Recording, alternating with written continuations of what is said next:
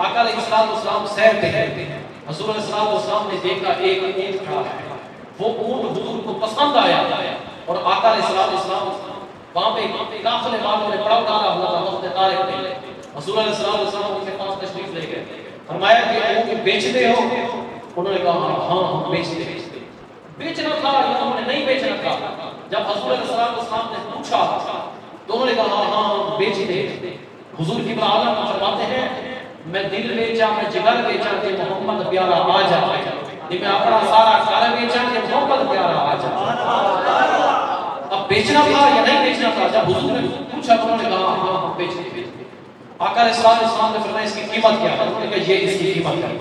حضور نے فرمایا میں گھر سے نکلا تھا سیر کے ارادے سے، سیر میں آیا ہوا تھا، سیر کر رہا تھا، تجارت کے معاملے میں نہیں نکلا تھا، میں گھر جا کے اس کی قیمت تمہیں پہنچوا دوں گا، اگر تمہیں یہ بات پسند ہو اور تمہاری اجازت ہو تو میں یہ اونٹ لے جاؤں۔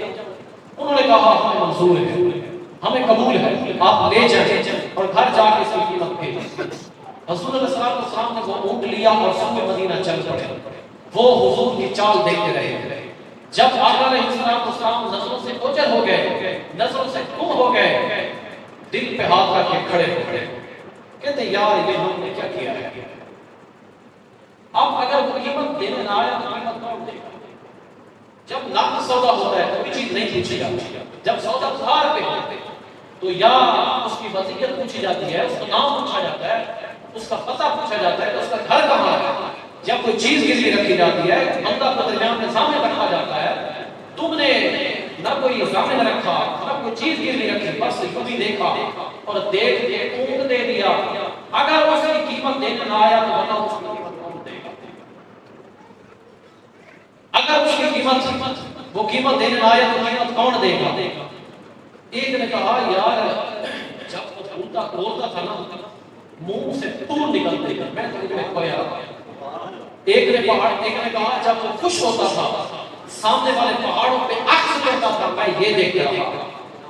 اور ایک نے کہا کیا تو سجن دیا جی میں پڑھ کے سنائیاں رکھیاں نے تو اجے میرا محبوب نے لکھا جنوں بیک کے چند شرماوے بچھلی ڈردی لشک نہ مارے مطا بے ادبی ہو جاوے علم خدا نے اینا دیتا اکرا بچ نہ آوے اکر خدا نے اینا علمہ بچ نہ آوے جے وہ نکلے سیر کرائے تے سارا گلشن سیس نہ آوے جے کو ہاتھ پھلنا بچ رکھتا ہاتھ پھلنا تو بد جاوے آسان ایڈا سونا آہی سانو کدرے نظر۔ اس نے کہا برحال تم تو اس کا حسن دیکھتے رہے، اب بتاؤ اگر قیمت دینے نہ آیا تو قیمت کون دے گا؟ اب جب قافلے کے سردار نے یہ کہ قیمت دینے اگر وہ نہ آیا تو قیمت کون دے گا؟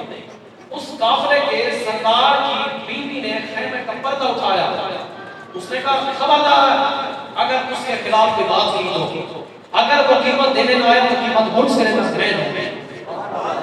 انہوں نے کہا میں اسے جانتی ہے؟ اس نے کہا بلکہ میں بھی نہیں جانتی۔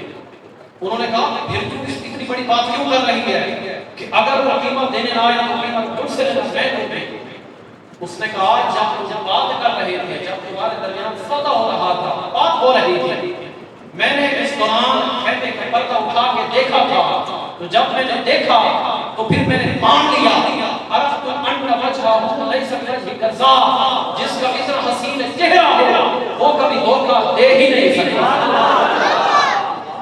وہ دھوکہ دے ہی نہیں سکتا، وہ ضرور اس کی قیمت دینے آئے گا۔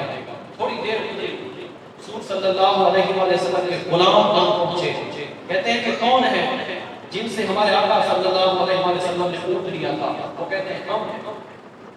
کہتے ہیں یہ قیمت ہے اونٹ کی حضور علیہ السلام نے بھروائی ہے اور یہ اضافی پیسے ہیں حضور نے دیے ہیں۔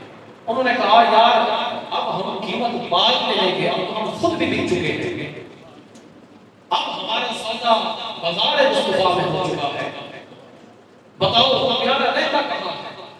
انہوں نے کہا یہ سبتے والا کھجوروں کا جھنڈ، یہ قبرستان مدینہ، یہ اس پیارے کا ڈیرا اور اس کا بسیرا ہے۔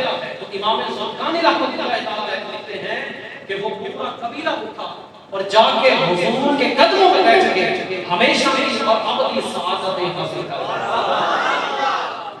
کروں تیرے نام پہ جاؤں فدا۔ نہ بس ایک جہاں دو جہاں کی بات، دو جہاں سے بھی نہیں جی بھرا، کروں کیا کروڑوں جہاں جہاں